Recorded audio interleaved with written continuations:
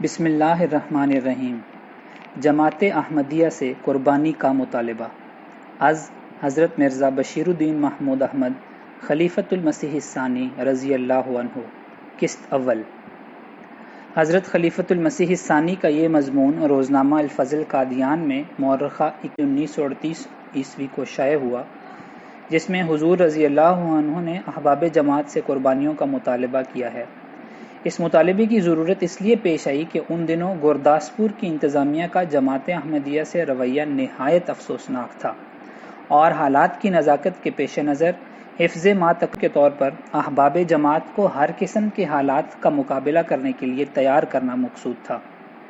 اس مضمون میں حضور رضی اللہ عنہ نے قربانی کی حقیقت اور جماعت احمدیہ کی ذمہ داری پر روشنی ڈالی ہے، اور قربانی کے فلسفے کی وضاحت کرتے ہوئے فرمایا کہ جماعت کو صرف جانی قربانی کی ضرورت نہیں، بلکہ ہر میدان میں قربانیوں کی ضرورت ہے۔ نیز آپ رضی اللہ عنہ نے یہ بھی وضاحت فرمائی ہے کہ احمدیت کے لیے جانی قربانی کے مطالبے سے یہ مراد ہرگز نہیں کہ کسی محاذ پر جا کر جنگ کرتے ہوئے جان قربان کرنا، مطلب امام کی آواز پر لبیک کہنا ہے۔ حضور رضی اللہ عنہ نے اپنے اس مضمون میں جس قربانی کا مطالبہ کیا ہے وہ ہر حال میں سچائی اور راستی کو اختیار کرنا ہے، جس کی خاطر خواہ جان کی قربانی دینی پڑے، خواہ جذبات کی قربانی دینی پڑے، اور خواہ اپنے تمام حقوق سے محروم ہونا پڑے۔ مدیر۔ میں نے ایک گزشتہ خطبہ میں جماعت کو اس طرف توجہ دلائی تھی کہ ضلع گورداسپور کے بعض حکام کا رویہ جماعت کے بارے میں نہایت افسوسناک ہے، اور وہ متواتر دشمنان ہیں، اور افسوس ہے کہ ماتحت حکام کے وقار کو قائم رکھنے کے خیال سے ان کے بالا افسران بھی ان حرکات پر انہیں تنبیہ نہیں کرتے، اور نتیجہ یہ ہے کہ بعض حکام نہایت نامناسب طور پر سلسلے کے خلاف اظہار رائے کرتے ہیں، جسے مخالفین سلسلہ ایسے لوگوں میں پھیلا کر لوگوں کو دھوکہ دیتے ہیں کہ یہ غیر جانبدار لوگوں کی رائے ہے، اور تبلیغ کا دائرہ محدود ہوتا جاتا ہے۔ آخر میں نے جماعت سے خواہش کی تھی کہ انہیں اس صورت حالات کا مقابلہ کرنے کے لیے ہر قسم کی قربانی کے لیے اس بارے میں مجھے مختلف افراد جماعت اور انجمنوں کی طرف سے خطوط آئے ہیں کہ ہر قسم کی قربانی کرنے کے لیے تیار ہیں۔ جن جماعتوں یا افراد کی طرف سے ایسی اطلاع اب تک نہیں ملی، ان سے بھی اسی جواب کی امید کی جاتی ہے، اور یہ نہیں سمجھا جا سکتا کہ کوئی مخلص بھی سلسلے کے لیے قربانی کرنے سے گریز کرے گا۔ جماعت قربانیوں کی حقیقت کو سمجھتی بھی ہے یا نہیں؟ قربانی کی حقیقت کو سمجھے بغیر ہر شخص جس میں جوش پایا جاتا ہے قربانی کرنے کے لیے تیار ہو جاتا ہے، لیکن جب حقیقت معلوم ہوتی ہے یا عمل کا وقت آتا ہے تو اکثر لوگ پیچھے ہٹ جاتے ہیں۔ کئی تو کہتے ہیں کہ یہ قربانی حد سے زیادہ ہے، اور کئی کہتے ہیں کہ یہ قربانی حد سے کم ہے، اور اسی قسم کے بہانوں سے وہ اپنا پیچھا چھڑا لیتے ہیں۔ میں نے بار بار جماعت کو بتایا ہے کہ قربانی کے بارے میں ہمارا معاملہ دوسری تمام اقوام سے جداگانہ ہے۔ دوسری اقوام قانون شکنی کو جائز سمجھتی ہیں، لیکن ہم پابندی کا حکم دیتا ہے، اور وہ اس بارے میں نہ کسی احمدی کو منفرداً کسی تبدیلی کا اختیار ہے، نہ جماعت احمدیہ کو متفقہ طور پر، اور نہ کسی خلیفہ کو، کیونکہ یہ شریعت کا حکم ہے۔ پس یہ راستہ قربانیوں کا تو ہمارے لیے کلی طور پر مسدود ہے۔ ہم نے اس معاملے میں کانگریس سے شدید مخالفت کی ہے، اور اب بھی جو قوم قانون شکنی پر آمادہ ہو ہم اس کی مخالفت کریں گے، کیونکہ احمدیت کی یہ تعلیم امتیازی حیثیت رکھتی ہے، اور ہم یقین رکھتے ہیں کہ جب اس کے سب پہلوؤں پر اچھی طرح غور کیا گیا تو ایک وقت آئے گا کہ دنیا کو یہ کہ گاندھی جی کی عدم تشدد کی پالیسی سے یہ اطاعت قانون اور عدم تشدد کی مشترکہ تعلیم بہت زیادہ متاثر ہے، لیکن اس کی اہمیت ابھی تک بعض احمدی بھی نہیں سمجھے، اور وہ یہ خیال کرتے ہیں کہ قانون شکنی بھی نہ ہو اور عدم تشدد کی پالیسی پر بھی عمل کیا جائے تو پھر حکومت کو راہ راست پر لانے کا کون سا ذریعہ ہے۔ اور بعض یہ کہتے ہیں کہ اگر فرض کرو یہ ذریعہ کامیابی کا ہے بھی تو پھر اس کے ساتھ جو قربانی کا مطالبہ کیا جاتا ہے اس کا کون سا موقع ہے، جب ہم نے قانون شکنی بھی نہ کی اور عدم تشدد پر تو کوئی ہم سے لڑے گا ہی کیوں، اور ہمارے لیے قربانی کا موقع کون سا پیدا ہوگا؟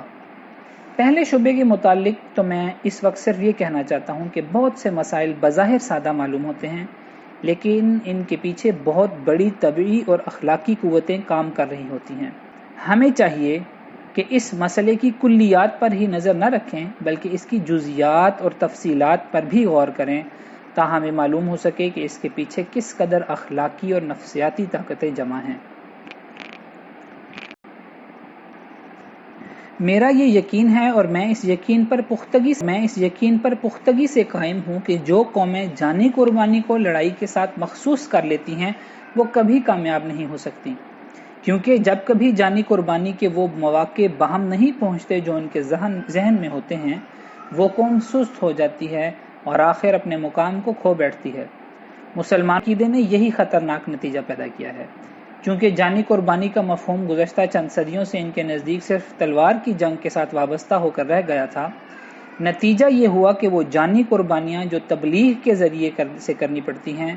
یا تو انہیں حقیریں نظر آنے لگتی ہیں یا بالکل ہی ان کی نظر سے پوشیدہ ہو گئی ہیں، اور وہ اپنے مقام کو محفوظ نہ رکھ سکے اور تنزل کا شکار ہو گئے۔ جب گاندھی جی نے عدم تشدد کی تعلیم دینی شروع کی تھی تو خود ان کے ساتھی اس پر ہنستے تھے اور دل میں کہتے تھے کہ صرف ان کی شخصیت سے فائدہ اٹھا لو، باقی ان کی تعلیم تو صرف سادھوؤں والی تعلیم ہے۔ آج بہت سے کانگریسی ایسے ہیں جو حقیقتاً اس تعلیم کو اچھا سمجھتے ہیں، حتیٰ کہ جن لوگوں نے ان سے اختلاف کر کے تشدد کی پالیسی پر عمل کیا تھا اور جرائم کر کے جیل خانوں میں چلے گئے تھے، وہ بھی اپنی غلطی کا اقرار کر کے جیلوں سے واپس آ رہے ہیں۔ اس وقت ہماری ہی ایک جماعت تھی جس نے گاندھی جی سے اس لیے اختلاف کیا تھا کہ ان کی عدم تشدد کی پالیسی اتنی مکمل نہیں جس قدر ہونی چاہیے تھی، ورنہ باقی سب لوگ اس پالیسی کو اس لیے فضول کہتے تھے کہ اس سے ملک کو ایک طاقتور ہتھیار سے محروم کر دیا گیا ہے۔ جس طرح آج بہت سے لوگ عدم تشدد کی خوبیوں کے معترف ہو رہے ہیں، ایک دن آئے گا کرے گی کہ صرف عدم تشدد کافی نہیں، بلکہ اخلاقی حفاظت کے لیے اور دنیا میں امن قائم رکھنے کے لیے قانون کی اطاعت بھی ضروری ہے، کیونکہ ایک حکومت کا قانون توڑنے کے بعد کسی اور حکومت کے قانون کا احترام باقی نہیں رہ سکتا، اور اس حربے کی قیمت بہت ہی گراں دینی پڑتی ہے۔ دوسرے شعبے کے متعلق میں یہ کہنا چاہتا ہوں کہ اس سے زیادہ دھوکے کا خیال اور کوئی نہیں ہو سکتا کہ جو قانون نہ توڑنے اس کے لیے قربانی کا سوال پیدا نہیں ہوتا، کہ جو قانون نہ توڑے اس کے لیے قربانی کا سوال نہیں پیدا ہوتا۔ سب کے سب انبیاء ہمارے عقیدے کے مطابق قانون کا احترام کرنے والے تھے اور لڑائی اور فساد سے اجتناب کرنے والے، لیکن اس کے باوجود ان کے دشمنوں نے خواہ وہ قوموں کی حیثیت میں ہوں خواہ حکومتوں کی حیثیت میں انہیں دکھ دیے اور ان کے اچھے ارادوں اور ان کی امن کی کوششوں کو فساد انگیخت قرار دیا۔ علاوہ ازیں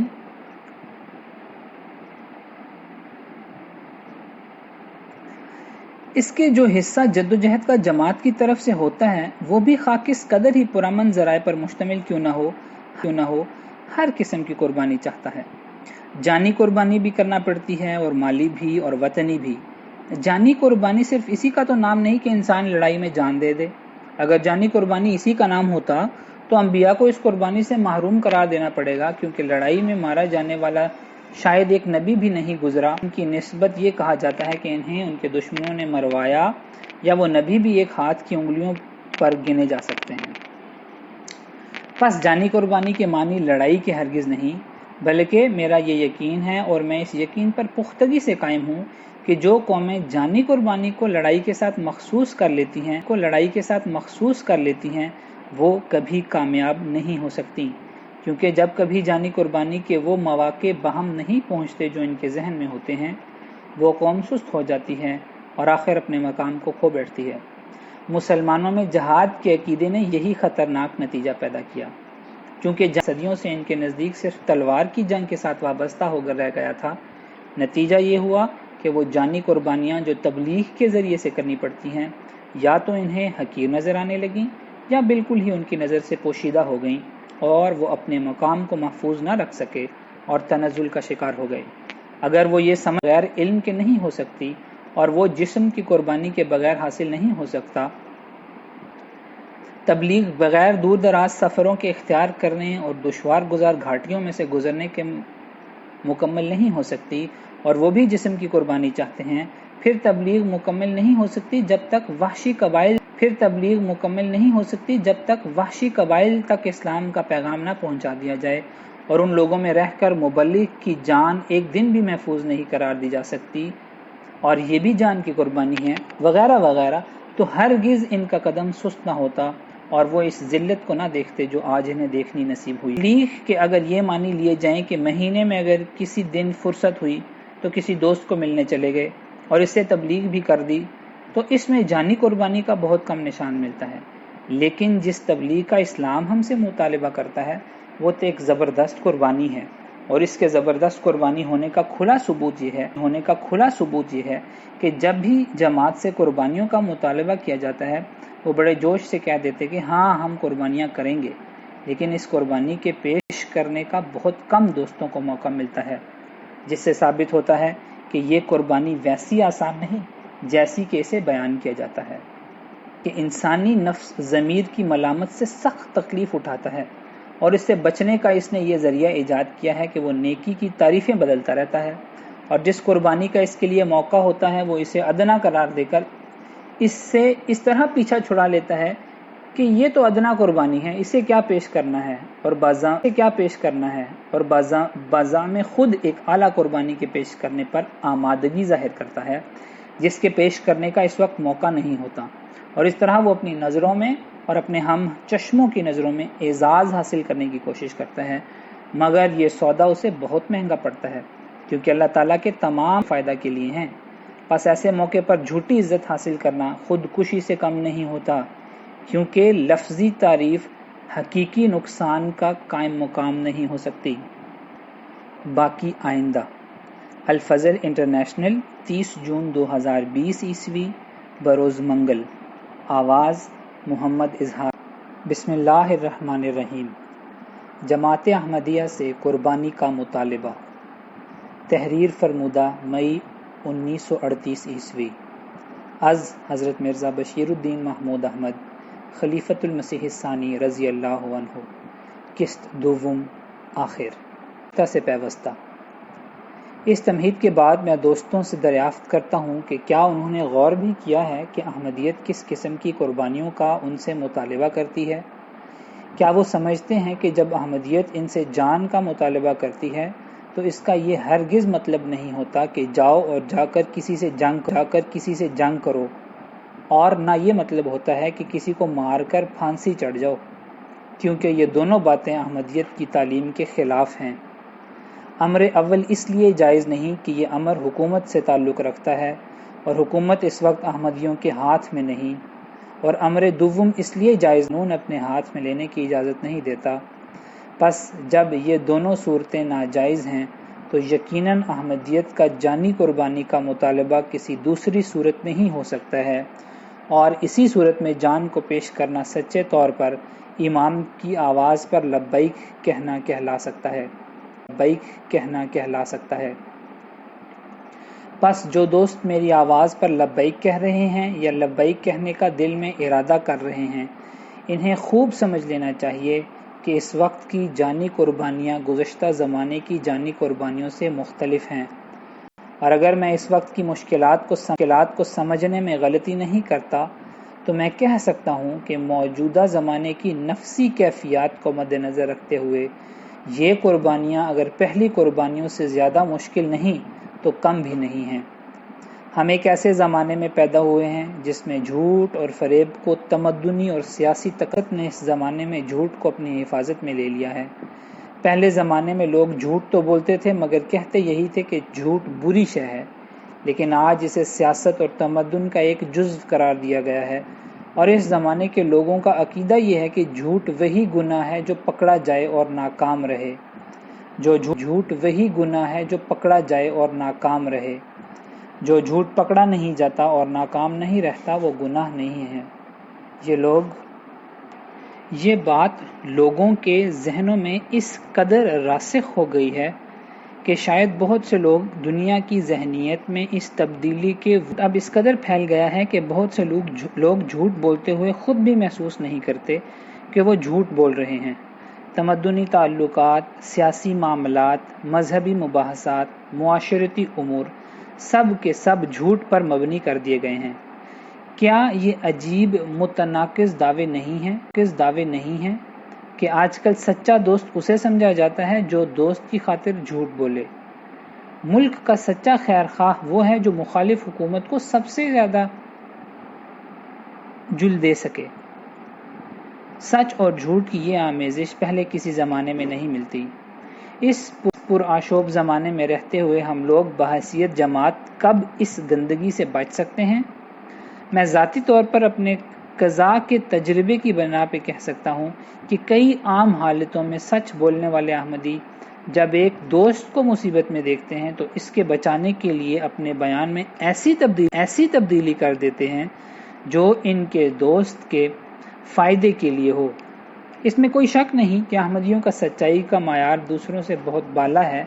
مگر ایک دودھ کے پیالے میں پیشاب کا ایک قطرہ بھی ہو تو اسے گندا کر دیتا ہے، اور جس میں انسانی کے ایک حصے میں جو مرض پیدا ہو بقیہ حصہ بھی تو اس کے اثرات سے محفوظ نہیں کہلا سکتا۔ کیا تم خیال کرتے ہو کہ اس مرض کو دور کرنے کے بغیر ہم کامیاب ہو سکتے ہیں یا اپنے دشمنوں کو زیر کر سکتے ہیں؟ دشمن ہم پر جھوٹ باندھتا ہے اور بعض حکام کو بھی وہ اپنے ساتھ شامل کرنے میں کامیاب ہو جاتا ہے، لیکن طرح دور کر سکتے ہو؟ اسلام کے ابتدائی زمانے میں اس پر ظلم ہوئے اور بہت ہوئے، مگر اس کی ترقی کا زمانہ بھی تو ایسی مثالوں سے خالی نہیں۔ ایک جابر بادشاہ پر بھی تو بعض دفعہ لوگ ظلم کر سکتے ہیں، ایک فاتح جرنیل بھی تو کبھی کبھار مشکلات کا شکار ہو سکتا ہے۔ بس ہمیں اس امر کے خلاف شکوہ نہیں ہے اور ہو بھی نہیں سکتا۔ ہمیں تو اس ماحول کے خلاف شکوہ ہے جو ہماری تبلیغ کے راستے میں روک بن گیا ہے۔ اس شہرت کے خلاف شکوہ ہے جو غلط پروپیگنڈے کے ذریعے جماعت کے خلاف لوگوں میں پیدا کر دی گئی ہے، اور اس میں کیا شک ہے کہ اس شہرت کو دور کرنے کا صرف ایک ہی ذریعہ ہو سکتا ہے کہ جماعت کے لوگ احمدیت کے ارد گرد ایسی مضبوط دیوار بنا دیں کہ دشمن کا پروپیگنڈا اس کو توڑ کر آگے نہ جا سکے، اور یہ دیوار سچائی دیانت کی دیوار کے سوا اور کون سی ہو سکتی ہے؟ جو شخص اپنے تجربے سے احمدیت کے اخلاق کا قائل ہو جائے وہ دوسرے کی بات کو کب تسلیم کرے گا؟ مجھے ایک دوست نے سنایا کہ ان سے ایک بڑے افسر نے کہا کہ میرے ساتھ جس قدر احمدیوں نے کام کیا ہے ان کو دیکھتے ہوئے میں کہہ سکتا ہوں کہ احمدی نہایت دیانتدار ہوتے ہیں۔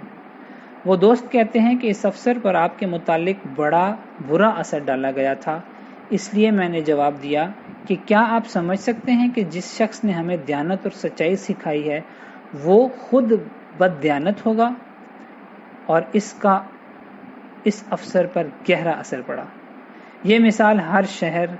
ہر ضلع، ہر گاؤں اور ہر قصبے بلکہ ہر محلے میں دہرائی جا سکتی ہے، بشرطے کہ احمدی اپنے اندر سچائی اور دیانت پیدا کریں۔ بے شک دنیا میں ایسے لوگ بھی ہوتے ہیں جو آنکھوں دیکھی خوبی کو کھوٹے سکے کی طرح دیتے ہیں، لیکن کانوں سنے عیب کو سچے موتی کی طرح دامن میں باندھ لیتے ہیں، مگر یہ لوگ کم ہیں۔ زیادہ تر دنیا تجربے سے فائدہ اٹھاتی ہے، کم سے کم اس تجربے سے جو ان کے ذاتی فائدے کے خلاف نہ پڑتا ہو۔ ان لوگوں کو متاثر کرنا ہر احمدی کے قبضے میں ہے، بشرطے کہ وہ اپنی جان، اپنے جذبات اور مال کی قربانی کرے۔ آخر لوگ سچ کو کیوں چھوڑتے ہیں؟ اپنے جسم کو تکلیف سے بچانے کے لیے یا اپنے مال کو بچانے یا بڑھانے کے لیے؟ اگر احمدی یہ ارادہ کر لیں کہ خواہ ہمارے جسم کو کس قدر ہی تکلیف کیوں نہ ہو ہم سچ بولیں گے، اور ہمارے جذبات کو کس قدر ہی ٹھیس کیوں نہ لگے ہم راستی کو نہ چھوڑیں گے، اور ہمارے مال کو کتنا ہی نقصان کیوں نہ پہنچے ہم حق بات ہی کہیں گے، تو یہ جانی قربانی بھی ہوگی اور جذبات کی قربانی بھی ہوگی اور مال کی قربانی بھی ہوگی۔ مگر باوجود اس کے نہ اس قوم میں لڑائی کرنی پڑے گی، نہ حکومت سے جھگڑا ہوگا اور نہ کسی اور قوم سے بکھیڑا۔ جو لوگ اسے بڑی قربانی سمجھتے ہوں میں انہیں کہتا ہوں اس بڑی قربانی کو خدا کے لیے پیش کرو۔ اور جو لوگ یہ کہتے ہیں کہ یہ کون سی جانی قربانی ہے یا مالی قربانی ہے، میں انہیں کہتا ہوں تم سردست اس چھوٹی قربانی کرو، پھر دیکھو اس سے کیسے شاندار نتائج نکلتے ہیں، اور کس طرح احمدیت کے دشمن خواہ عام افراد ہوں خواہ حکومت کے بعض افسر جماعت احمدیہ کو بدنام کرنے والی کوششوں میں ناکام رہتے ہیں۔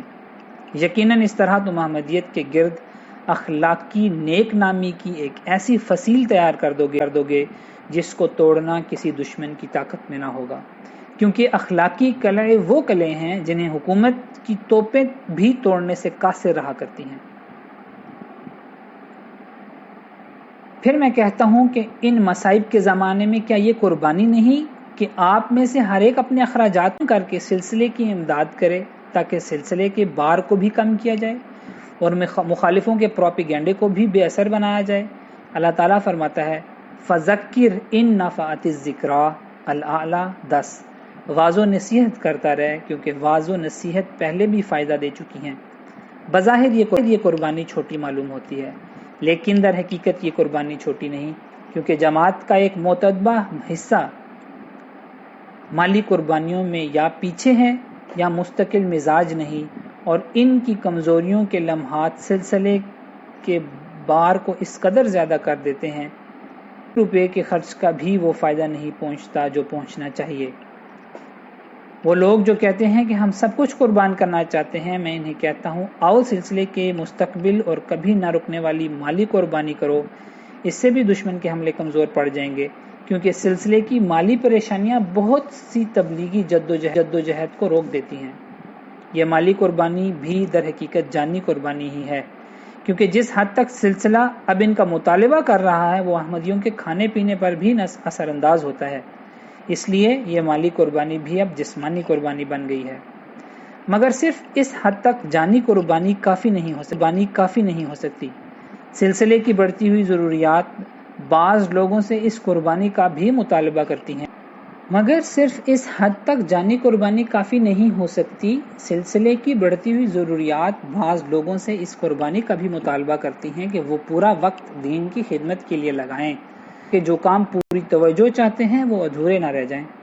ہمارا سلسلہ الہی سلسلہ ہے، اسے ہر قسم کی لیاقت رکھنے والے لوگوں کی ضرورت ہے، اور سلسلے کے کام اس قدر وسیع ہو چکے ہیں کہ ان کے سنبھالنے کے لیے ایک بڑی جماعت ہمیں درکار ہے۔ میں نے اس بارے میں وقف زندگی کا 2 دفعہ اعلان کیا ہے، اور نوجوانوں نے بڑھ بڑھ کر اس آواز کا جواب بھی دیا ہے، لیکن ابھی مجھے اس سلسلے میں اور آدمیوں کی ضرورت ہے۔ یہ لوگ گریجویٹ ہونے چاہیے، کچھ انگریزی کے اور کچھ عربی کے، یعنی اپنے آپ کو پیش کرنے والے نوجوان، یا BA ہوں یا مولوی فاضل ہوں، تعلیم پر روپیہ اور وقت خرچ نہ ہو۔ میں امید کرتا ہوں کہ سلسلے کے نوجوان اس معاملے میں ایک دوسرے سے آگے بڑھنے کی کوشش کریں گے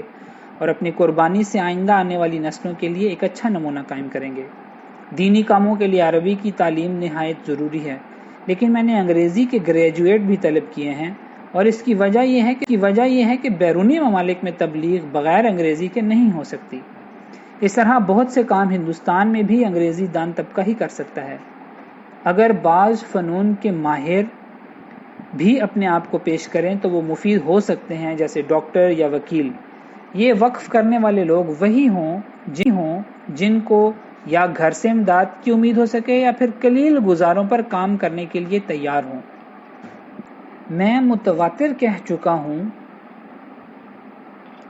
کہ تحریک جدید کے کام کی بنیاد روپے پر نہیں رکھی گئی، اس میں شامل ہونے والے دوست ایک مجاہد کی حیثیت رکھتے ہیں۔ اگر کچھ مل گیا تو انہیں دے دیا جائے گا، نہ ملا تو نہ دیا جائے گا۔ اس کی تفصیلات اختصاراً اس سال کی شورا کے ایجنڈے میں شائع ہو چکی ہیں۔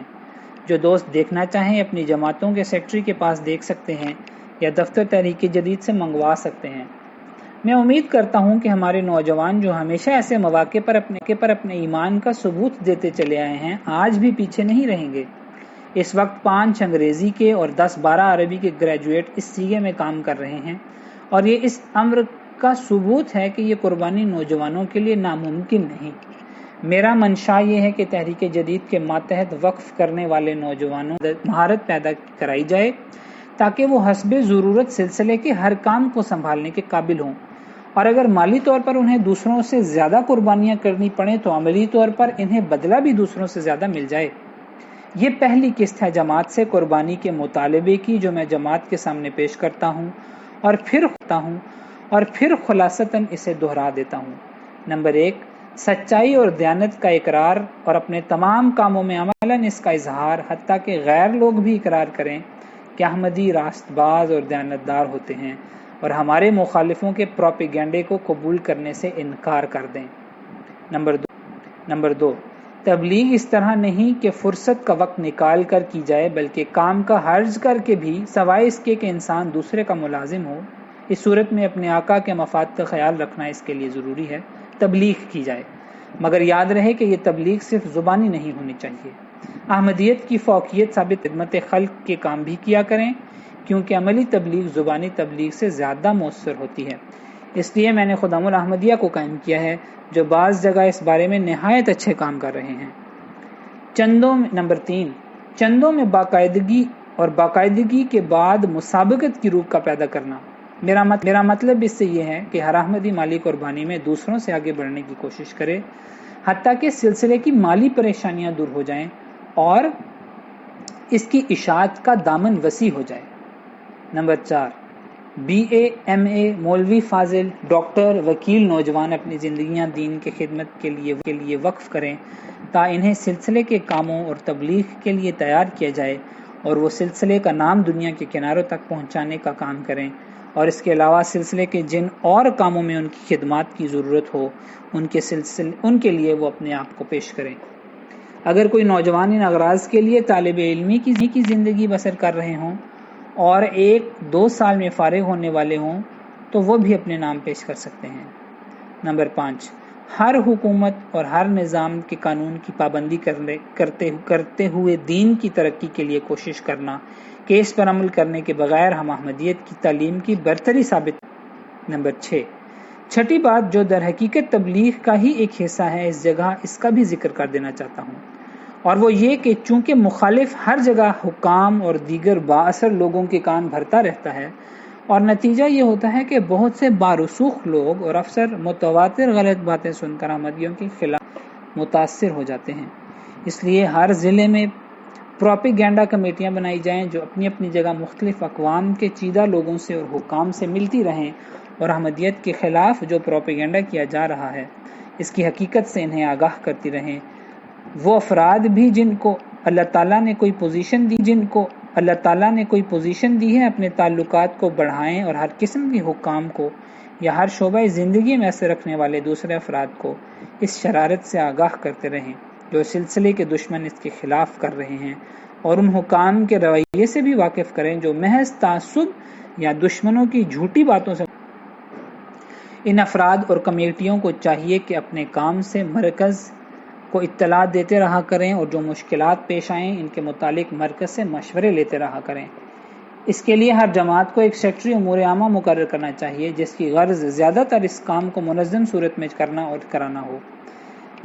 میں سمجھتا ہوں اگر دوست میری اس تجویز پر علاوہ دوسری تجاویز کے عمل کرنا شروع کریں تو بہت جلد اس فتنے کی سختی کم ہو جائے گی۔ اگر ایک طرف سچائی اور قربانی خدا تعالیٰ کے فضل کو کھینچے گی تو دوسری طرف تبلیغ اور پروپیگنڈا لوگوں کو حقیقت حال سے واقف کر کے دشمن کے ضرر کو محدود کر دیں گے۔ اللہ تعالیٰ سے دعا ہے کہ تمام جماعت کو اس وقت ضرورت کو سمجھنے کی توفیق دے اور جوش اور اظہار غضب کے بجائے سچی قربانی کے پیش کرنے اور اس پر مستقل رہنے کی توفیق دے، کیونکہ قربانی وہ نہیں جو ہم پیش کرتے ہیں، قربانی وہی ہے جس کا زمانے کی ضرورت کے مطابق ہمارا رب ہم سے مطالبہ کرتا ہے۔ ہمارے دشمنوں کو ہم نے نہیں بلکہ ہمارے خدا نے شکست دینی ہے۔ سچی قربانیاں کرو اور دعائیں کرو اور کبر اور خود پسندی کو چھوڑ دو اور بڑے ہو کر منکسر مزاج بنو اور طاقت کے ہوتے ہوئے عفو کو اختیار کرو تا اللہ تعالیٰ تمہارا مددگار ہو۔ یاد رکھو جن قربانیوں کا میں پہلی قسط کے طور پر مطالبہ کر رہا ہوں معمولی قربانیاں نہیں ہیں، بلکہ حقیقت یہ ہے کہ نفس کو مارنا دشمن کو مارنے سے بہت زیادہ مشکل کام ہے۔